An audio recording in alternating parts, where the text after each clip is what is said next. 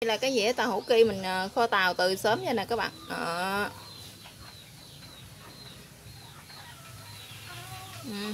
Bạn thấy màu đẹp ha, rất là hấp dẫn luôn. Để mình ăn nó thử nó như thế nào nha các bạn. Nè, mình đã cắt nó ra như thế này nè, thử cái này các bạn. Để mình ăn nó thử như thế nào nha. Rồi bây giờ cái lá tàu hũ ở ngoài thì nó vàng nữa ha, nó vàng mà nó thơm á các bạn. Cái khoai ở trong thì nó béo ha, cái vị nó thì nó hơi cay cay ha, ngọt ngọt, hơi mặn mặn, ăn rất là bắt cơm các bạn. Mà các bạn cái món này các bạn mặn nó ăn chơi cũng rất là ngon nha nè. Rất là hấp dẫn luôn.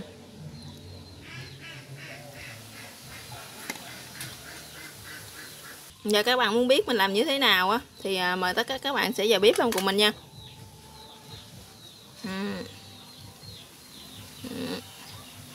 Các bạn thấy rất là hấp dẫn. Mời các bạn. Chào tất cả các bạn, hôm nay mình sẽ giới thiệu với các bạn cái món là tàu hũ ki ha. Tàu hũ ki mình sẽ kho tàu nha các bạn. Với tiêu nguyên liệu thì chúng ta cần có là tàu hũ ki này ha. Tàu hũ ki này mình có 3 lá đó các bạn ha.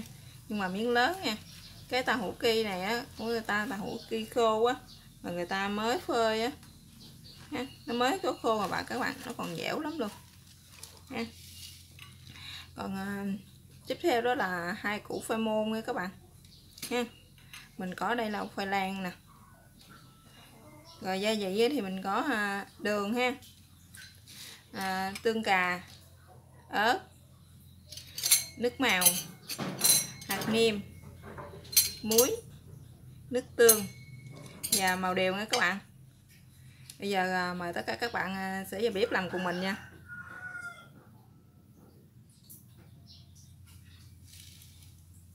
Bây giờ cái phần khoai này các bạn, mình đã hấp cho nó chín này ha. Bây giờ mình sẽ tán nhuyễn nó ra nha. Cái này các bạn tán cho nó mịn ra ha.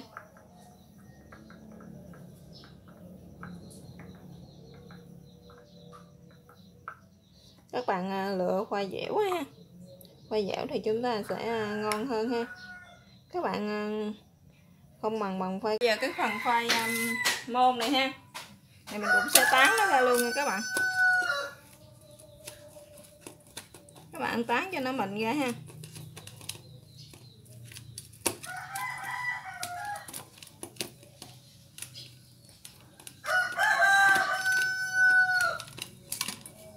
Cái phần khoai này các bạn nấu nó còn nóng á, mình tán nó rất là dễ ha. Cái này mình mua mình để nó hơi nguội vậy nè, cho nên mình hơi khó tán nó các bạn.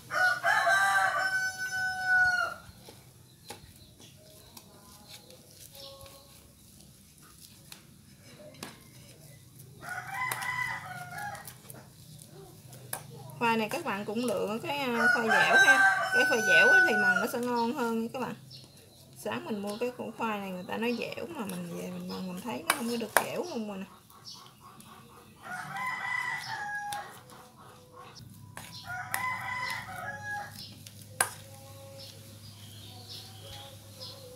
Rồi bây giờ cái phần này mình đã tán mịn nó ra rồi nha các bạn, nó thành một khối dẻo rồi nè ha.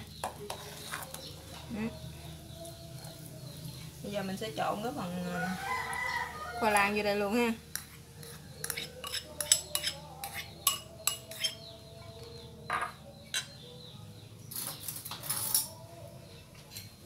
Giờ mình sẽ trộn vô đây một xíu ít muối thôi nha các bạn, một xíu thôi ha,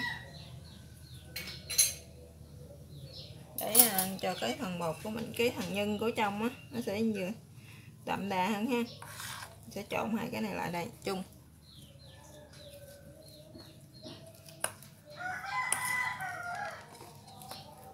Cái khoai này hồi sáng mình mua cũng không có được cái khoai dẻo nữa nè các bạn.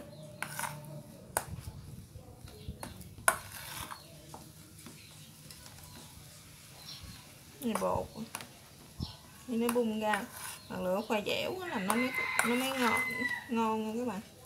Cái này cũng ngon nhưng mà nó không bằng khoai dẻo ha.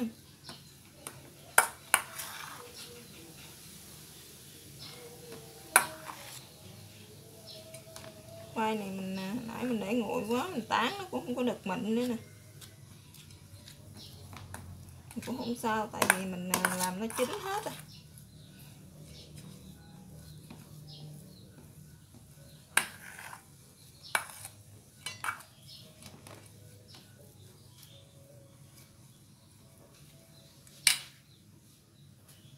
Rồi đây các bạn, mình đã trộn cho nó đều với nhau ha, nó thành một khối rồi. Giờ bắt đầu mình sẽ mặn thôi nha các bạn. Thì mình sẽ này gói nó ha. Rồi cái phần tàu hũ lá này nè các bạn, mình sẽ cắt nó ra ha.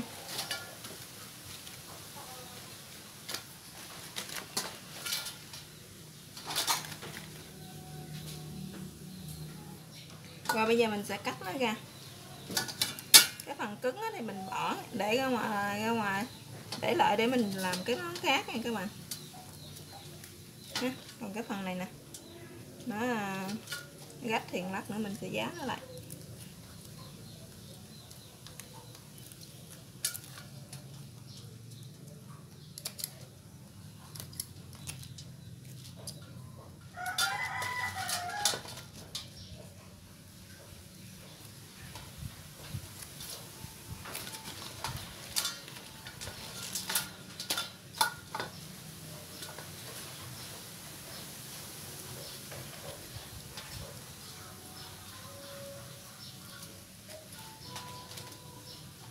Mình sẽ gói cho cái đó có miếng lớn này các bạn.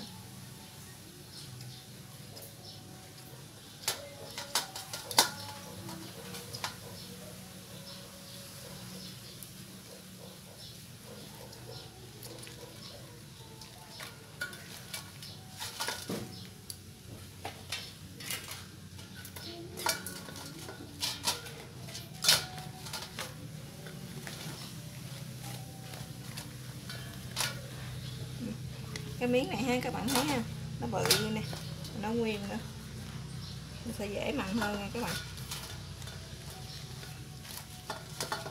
Mình cũng sẽ cắt nó ra luôn giống mấy chang như vậy.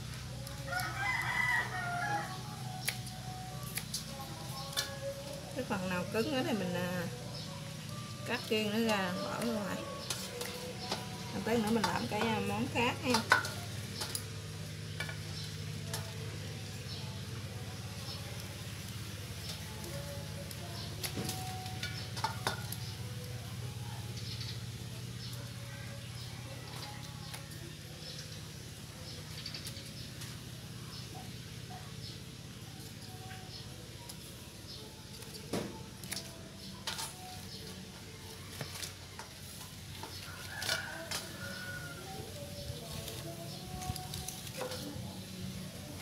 Bây giờ bắt đầu mình sẽ tiến hành mình gói nha các bạn.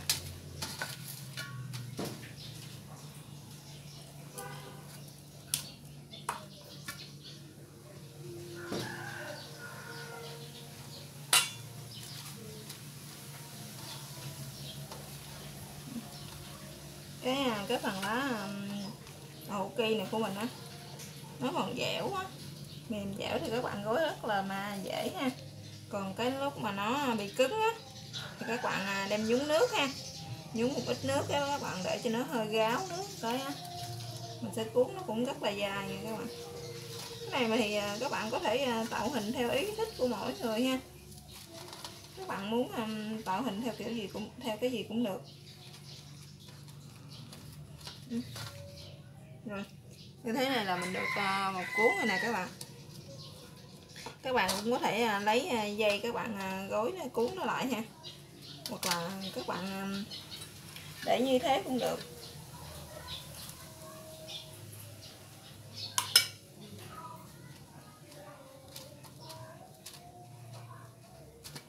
Mình cuốn đây là một cuốn dài ha. Bây giờ đây mình sẽ cuốn một cách khác nữa nè các bạn.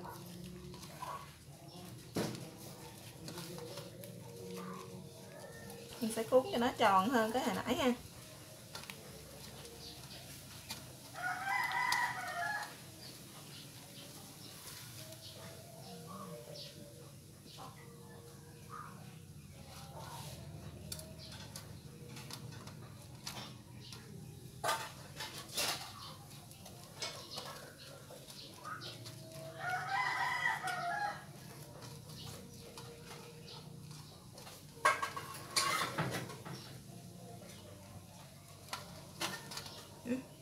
nè, hoặc là các bạn cuốn cho nó tròn như thế này ha, hoặc là các bạn cuốn cho nó dẹp như thế này, tùy ý thích của mỗi người ha, mình muốn cuốn sao tùy ý của mình.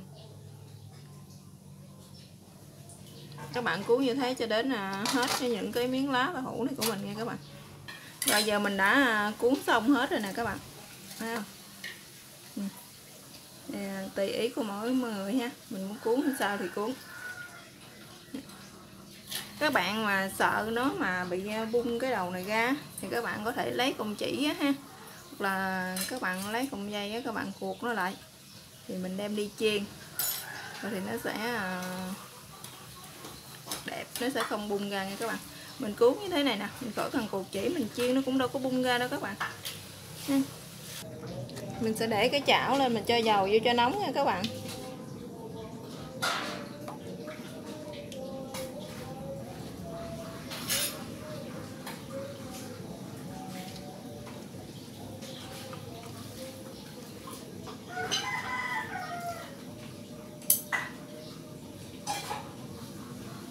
Bây giờ cái chảo dầu mình nó sôi rồi nè các bạn. Các bạn thấy mình đi đũa vô nó đã lên tim ha. Giờ mình sẽ để vô mình chiên nha.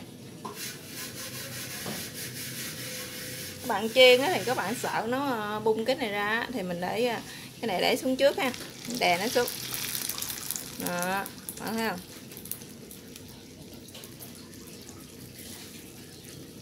Thì nó sẽ không có bung ra nha các bạn.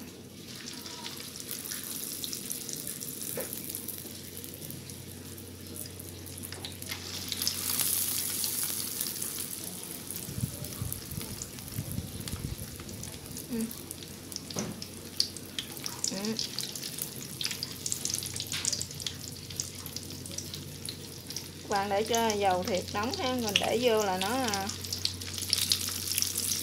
cái ấy của mình nè, nó bung lên liền ha. Nó vừa vàng là mình gấp nó ra được rồi nha các bạn.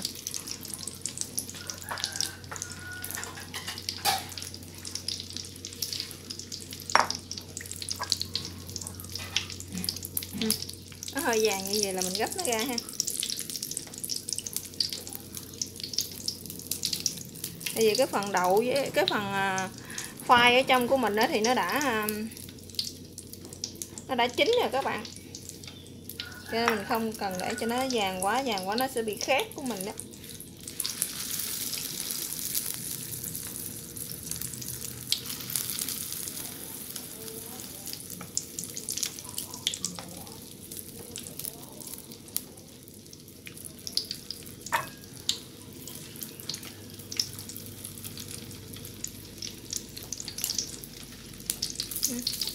Bạn thấy mình chiên rất là mau ha.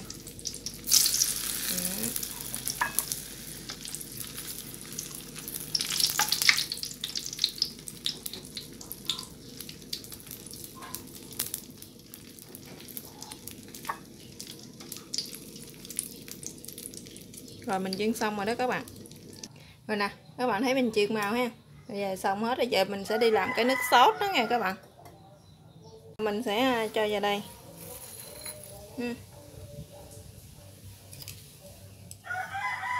2 muỗng đường nha các bạn.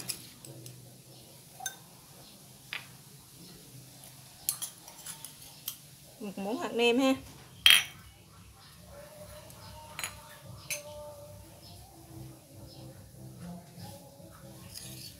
Rồi đây là 2 muỗng tương cà nha các bạn. Đây 2 muỗng nước tương.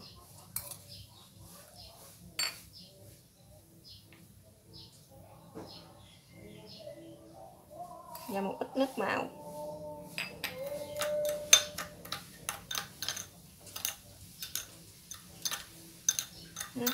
Các bạn vậy cho nó tan hết cái phần nước sốt này, chùm đường vô ha. Giờ mình sẽ cho vào đây một ít ớt luôn các bạn.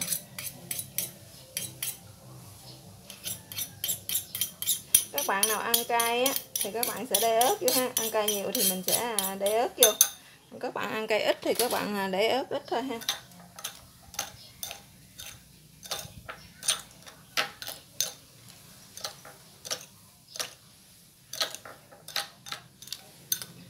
Các bạn thấy cái chén nước sốt rất là hấp dẫn. Rồi bây giờ mình sẽ sử dụng một cái chảo khác nha các bạn. Mình sẽ để cái chảo cho nóng ha. Mình sẽ cho dầu vô đây.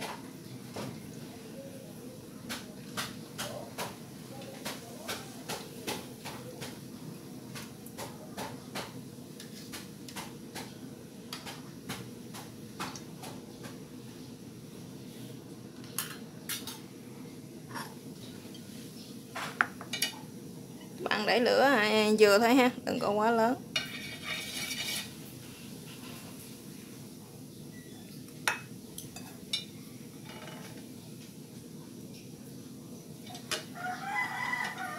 Rồi bây giờ mình sẽ cho cái phần nước sốt này vô đây nha các bạn.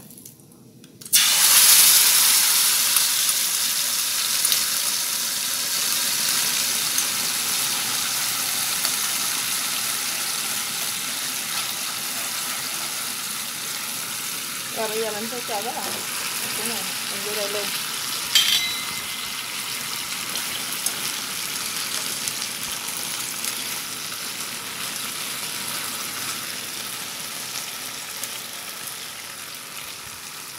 Rồi bây giờ mình sẽ cho vào đây một ít nước nha các bạn.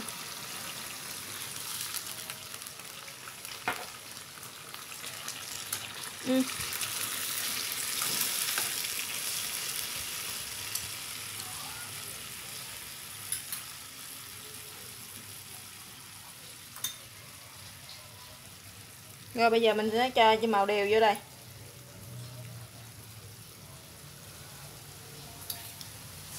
Rồi mình sẽ cho 2 muỗng màu đều nha các bạn.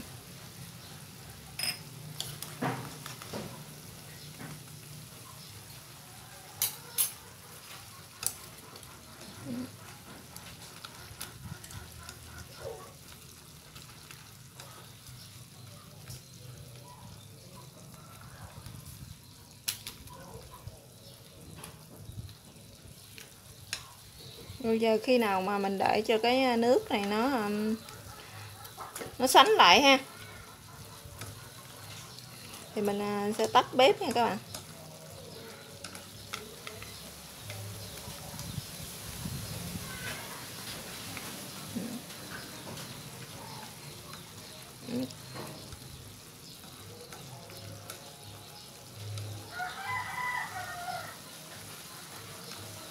Con thấy rất là đẹp nha. Rồi bây giờ cái nước nó đã sánh lại rồi nè các bạn, nó cạn lại rồi ha. Giờ mình nêm nó thử coi nó vừa ăn chưa nha.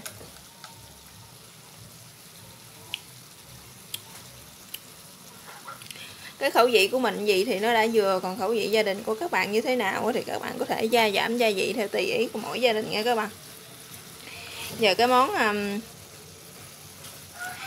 tàu hũ ki mình kho tàu đến đây đã hoàn thành. Cảm ơn các bạn đã theo dõi video của mình. Chào các bạn và hẹn gặp lại các bạn ha.